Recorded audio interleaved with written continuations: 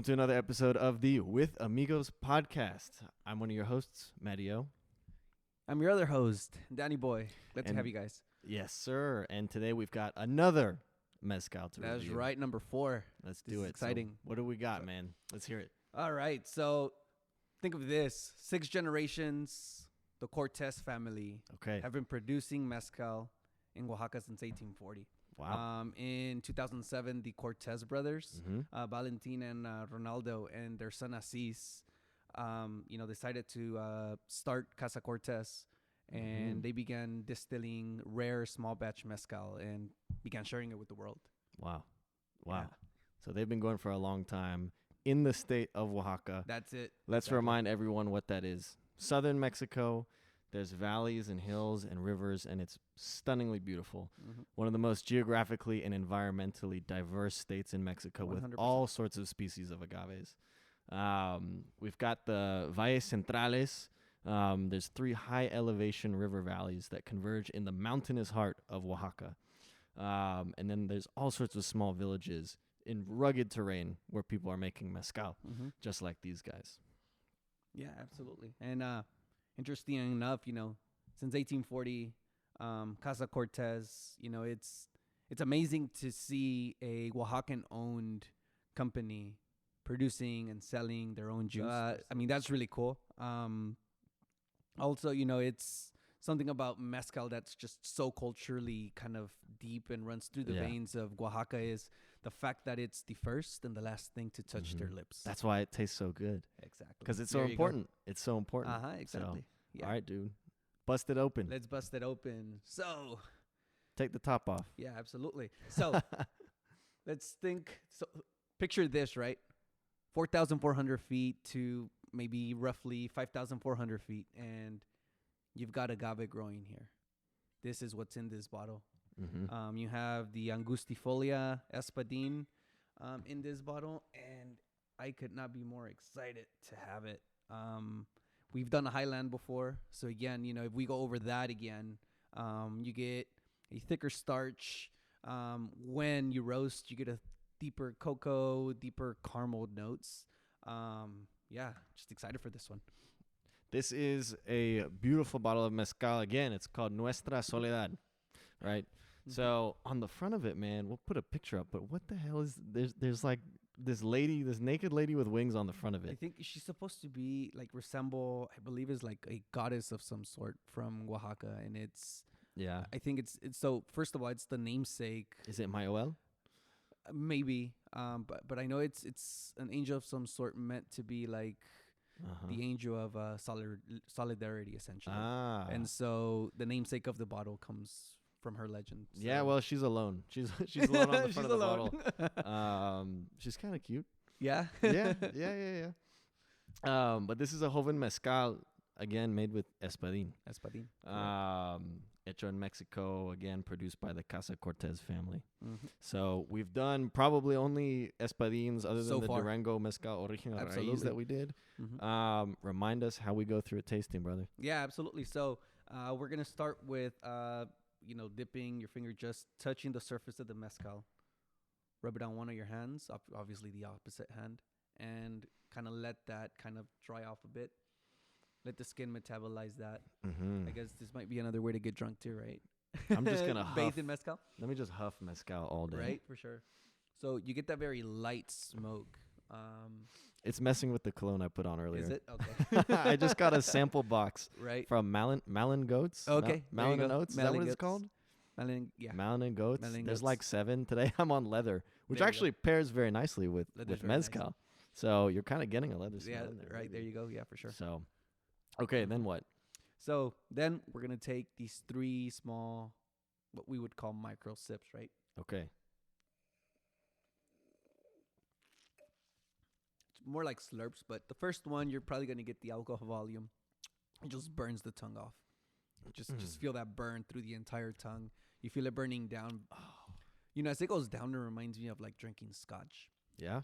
I'm just happy this is clear, man. It's you don't like brown liquors? I don't mind it, but this ground ancestral, this clear ancestral juice to me just tastes better. It's more. This is probably, in my opinion, one of the richest mezcals that we've had. I would agree. Are you? It's almost umptuous. Mm-hmm. Umptuous. I forget how to say that word. No but worries. it's like it's so rich. Yeah. I'm tasting a lot of kind of leather, woody notes in there. Second one in for me, I get almost rubber, almost a bit of maybe even bergamot, rhubarb. Okay. Sweetness? Yeah. Yeah. It's not overwhelmingly sweet, but you still get some of that very nice, those bitter notes, those bitter sweet notes. You're right on that second taste. You're getting a little bit. I'm getting the bitterness now, which I kind of love the bitter aftertaste. drinks. I love bitter drinks, Sure. man. Last Last night I made a Mai Tai. Oh, there you go. The first time I ever made a Mai Tai. Mhm. And I didn't realize it's a whole ounce of Angostura bitters. Yeah. Let's go down this route for a second. Sure. Because I'm just excited about the Mai Tai. Yeah, for sure. It was I used to sip and shoot Angostura, so back when I was in the bar. Is that good? Sounds It's delicious. It's just, okay. I mean, it's literally just, bitters. Mhm. It's got alcohol. Yeah, It's well, essentially just a tincture. You could definitely drink it. it was an ounce of Angostura bitters, an ounce of Jamaican rum, an ounce of orgot. Is that how you say it? Orgot? One of those. It's I'm not it's exactly that sure. coconut almond simple syrup. Okay. Which, funny enough, that's run by Giffard Spirits, Oh, really? You which got is theirs? part of Back Bar Project, Uh-huh. which is what Nuestra Soledad is a part of. They're part of Back Bar Project, That's correct. which is an importer that brings in a whole portfolio of alcohols from around the world. Mhm. Then what else was in there? There was like 3/4 of an ounce of lime juice and 3/4 of an ounce of something else. It wasn't, no, because I The- used Cointreau. Cointreau. Okay, yeah. So it's Orgeat. Orgeat. Yeah. But anyway, whatever. And I'm an Egypt. Yeah. I can't remember what that Right. name is. No worries. But anyway, Mai Tais are delicious. Dude, it was so good because it was sour, it was sweet, it was bitter all at the same time, and I'm getting all sorts of flavors in here. There's all sorts of layers. I think the Mai Tai, if you go half and half, with half rum, half of even this mezcal or any mezcal for that matter, I think would make an amazing cocktail too. Just to have that extra 100%. smokiness in there. Going back, I told you about the dark and stormy. That's Yeah. how I would probably drink. What's the dark and what's the So stormy? the dark and stormy. So it's essentially dark rum. It's essentially it's almost a Moscow Mule. Okay. Just Mhm. it's darker because of the dark rum in there. But I could do a 50-50 of the rum Yeah. with mezcal, and I think that would. I mean, Ooh. again, I've drank it like that. It's amazing. That's a great half and half. Yeah, Come on. yeah. Come on. That's Mezcal, so the good, greater dude. half. All Okay, right. let's go back to this. Let's go. The master distiller is Jose Parada Valera in Santa Maria, Zoquitlán, Oaxaca. Okay, so, dude, this may be my favorite juice that I've had. Mhm. It's so good. Yeah, it's delicious. Really, it's so good. check man. this out.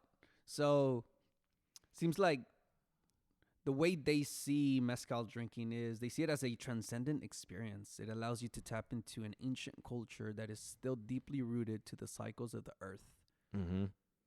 I mean, that's amazing. So when you It's like we just went through a portal just now. exactly, you know what I mean? It's transcendent. Have you ever done DMT? I have not. Yeah, me neither. Me neither. Oh, So you never really? mind. That's how you bring it up. Well, in Oaxaca, sometimes it's known for their mushrooms. That Their is true. psychedelic mushrooms. Yeah, Which makes this label make a lot more sense now. with the angel. Maybe that's how you see her. That's how you see her, right? Okay. Just like some people have been seeing like some purple goddess. Have you seen that? I'm seeing her right Now now. that you're She's on- seeing her. She's on this bottle. She's on the label. Nice, man. Nice. Okay, so the distillation methods of these guys. I think there's one sort of interesting Mhm. change in the distillation with them is that it seems like they do a single distillation. Okay. So that's what they've got on their website. I know mezcal to have typically 2 distillations. Most of them do, because one is Mhm. where, they break down the dilution. Yeah. Okay.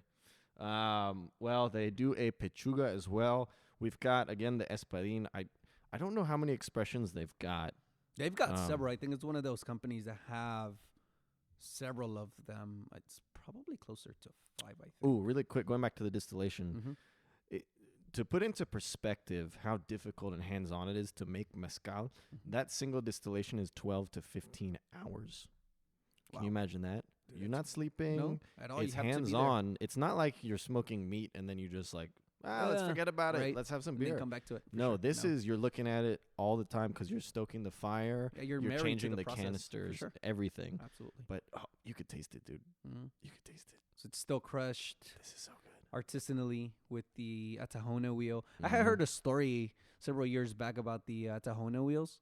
Yeah. That apparently some of them, and this is back when tequila was being produced, actually, and but obviously translates into mezcal as well.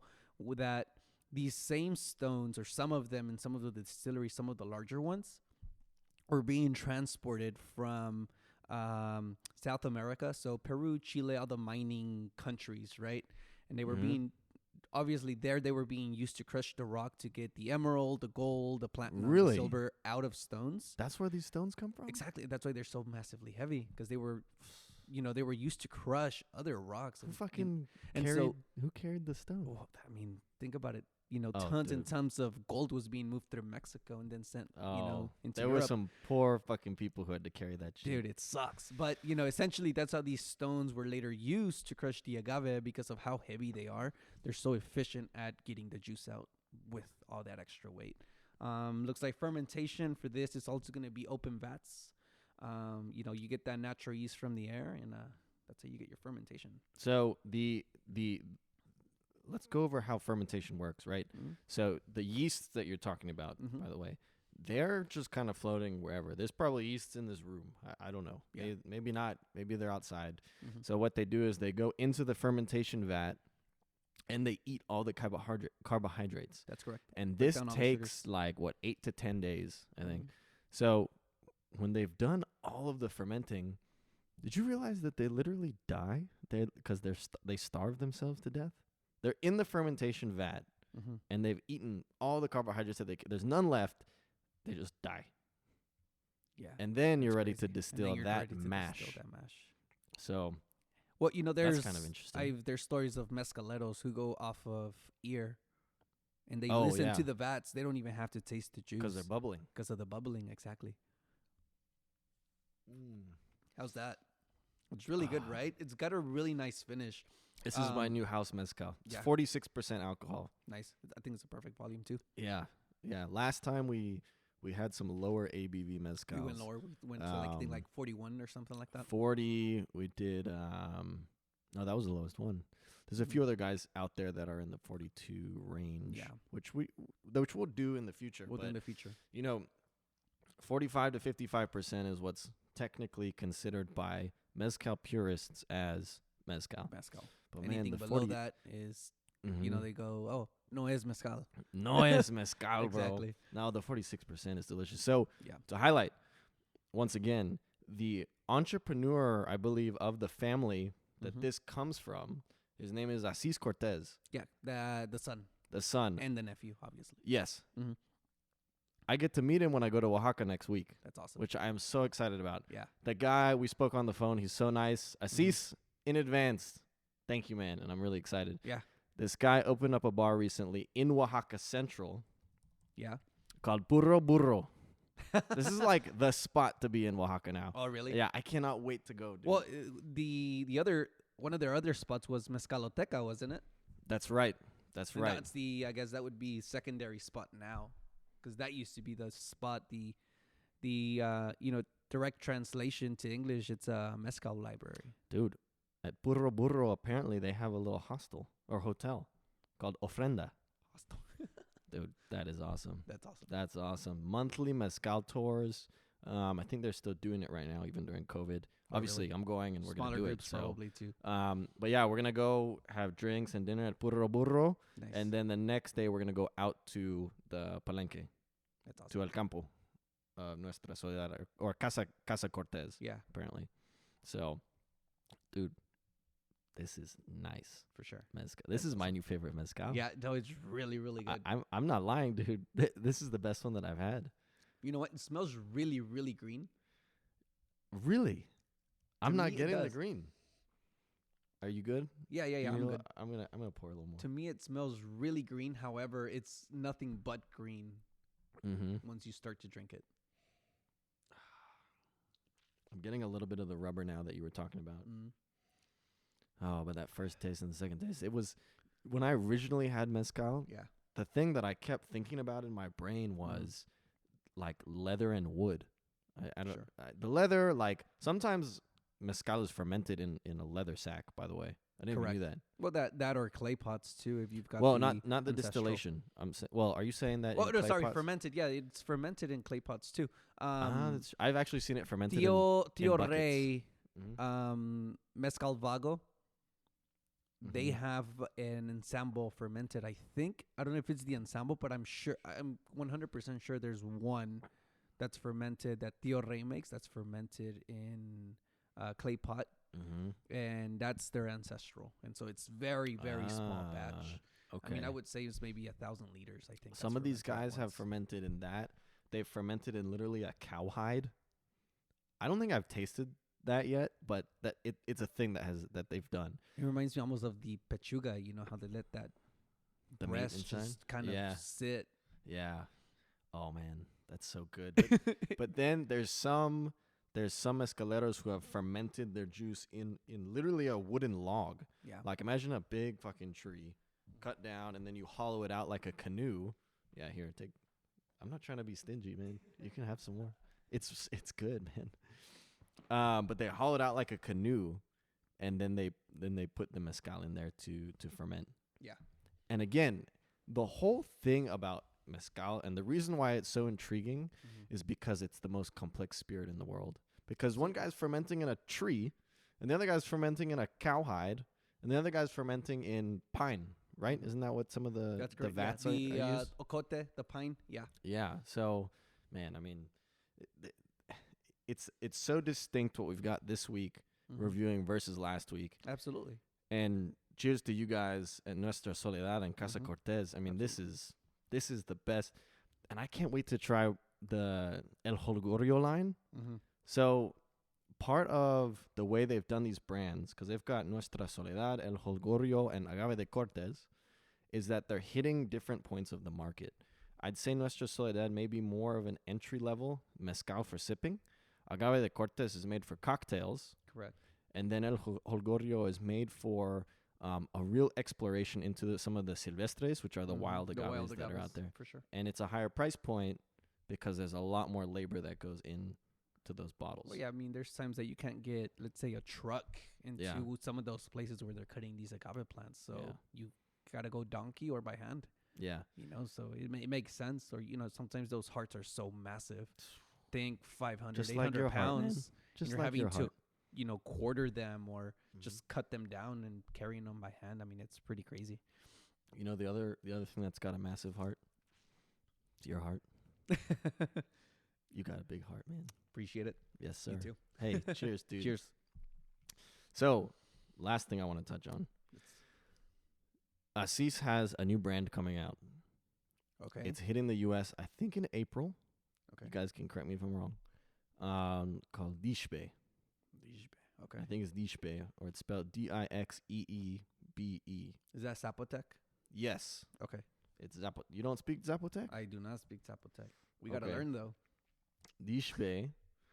Dixbe is a project from Assis Cortez and his father, Valentin Cortez. That's cool. And I'm trying to remember the meaning of that Zapotec word, Dixbe. And I think it means the very start of something beautiful. But when you're at that start, you've got mezcal in your hand. So that shows you the rich cultural history of mezcal, that this indigenous language has a word that describes the start of something beautiful with mezcal in your hand. Correct. That's how Assis told me it was translated. That's awesome. Which you can find online and everything. But I'll definitely come back with a few bottles. Yeah. And then we'll try those as well. Absolutely, definitely. Hell yeah, dude. Hell yeah. Dixbe's website is beautiful, man. Is it? I haven't seen it. Is. Mezcaldixbe.com? Yeah, DixbeMezcal.com. I am of legal drinking age. I am. They always ask me. They have to. I think it's probably. They don't I would remember. say it might be a TABC regulation. I would say. Yeah, of course. But They never remember. They have that beautiful agave leaf on there, man. Dude, I wonder if we'll see that on the bottle. Well, they've got the bottles down at the bottom. Scroll down. Oh, really? Okay. That's funny. Haven't It's gone sort down of all the like way. a mixture of the El Holgorio label Yeah, in that there's a piece of art on the front, for sure. mixed with Nuestra Soledad. I'm talking like art and design wise. You know what? It's very innovative in terms of immersing you into every step of mezcal production. Yeah, that's cool. Well, And that's here what it everyone goes. wants So to know about. Dishbe actually means cheers. Is that what it means? Yeah. So the origin of the company's name goes back to the traditional phrase Dishbe, which comes from Zapoteca language and is pronounced Dishbe, which means cheers. Hey, well, you know what, bro? Let's not go too deep into Dishpe. Let's save it for another podcast. Dishbe. And Dishpe, bro. There you Cheers. go. Cheers.